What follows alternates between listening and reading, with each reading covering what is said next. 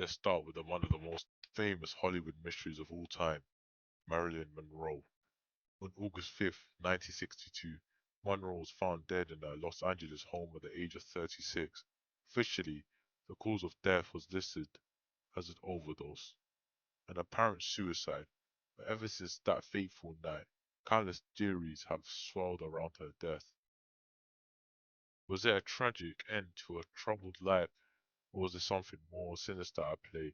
Some believe that Monroe's close ties to powerful figures like President John F. Kennedy and his brother Robert Kennedy made her a liability.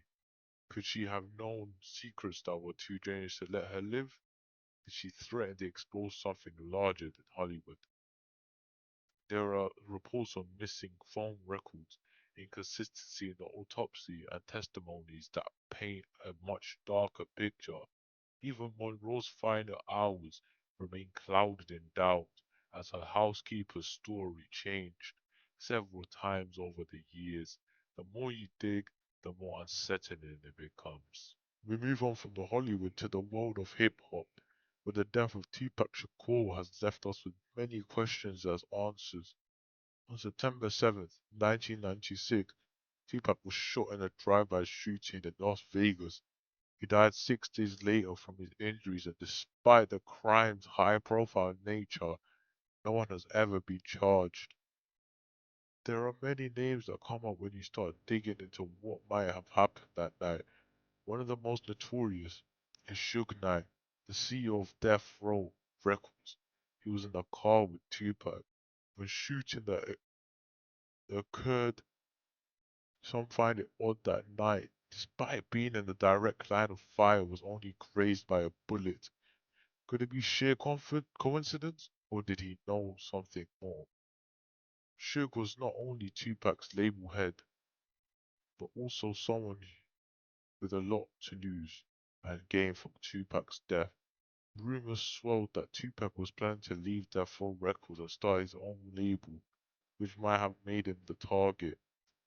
There are those who believe that Suge Knight orchestrated the shooting, either as revenge or a way to maintain control of the empire he had built. Yet no charges were ever brought against him. But Knight wasn't the only name involved in the deadly mystery. Orlando Anderson, a member of the Southside Crips, was also a key suspect. The same night, just hours before the shooting, Tupac and his entourage were caught on surveillance cameras being Anderson in the lobby of the MGM Grand after a Mike Tyson fight. Altercation was allegedly over a stolen Death Row medallion, but could it have been a spark that led to Tupac's murder? Many believe that Anderson shot Tupac in retaliation, and Anderson himself was killed in an unrelated gang shooting just 2 years later, taking any potential confessions to his grave. Then there's a question of Ice Cube, a West Coast legend himself, but his name has come up due to the infamous East Coast West Coast rap feud. Whilst Ice Cube wasn't directly involved in Tupac's death, the tension between artists from both coasts and escalated to dangerous levels, creating a volatile atmosphere in which violence seemed inevitable. Cube's connection in the industry and the rising hostility between East and West may have played a role in the larger context surrounding Tupac's death, though the rapper never had direct conflict with Cube himself. As the years passed, some have speculated that the feud itself might have been encouraged, even manipulated by powerful figures behind the scenes, an industry where violence sold records and the loss of Tupac only made him more legendary. Was Tupac's death the result of gang retaliation, a record label conspiracy, or something more sinister orchestrated by those in the shadows? You decide. The deaths of Bruce Lee and his son Brandon Lee have left an eerie legacy. A family seemingly cursed by fate. Bruce Lee, a martial arts icon, died at just 32 years old in 1973 for what was officially listed as cerebral edema, but even that remains disputed. Some claim it was a reaction to medication, whilst others speculate more fantastical causes, mysterious assassinations, a family curse, even supernatural forces.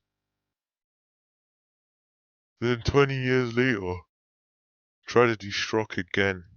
Bruce's son, Brandon Lee, was fatally shot on the set of the film The Crow in 1993 when a prop gun accidentally fired a real bullet.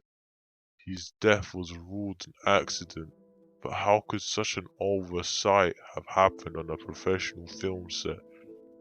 Some believe the Lee family was cursed, a fate they couldn't escape no matter how far they tried to run. Accidents happen, but when they happen twice to the same family under such mysterious circumstances, it's not to wonder if there's something we're missing. These are deaths, while officially explained, still linger in the back of our minds, unanswered. Perhaps it's human nature to search for deeper meanings in the things we can't explain, or perhaps there's more to these mysterious mysteries than we're ever meant to know. Until then, we can only speculate the mysteries to haunt us forever.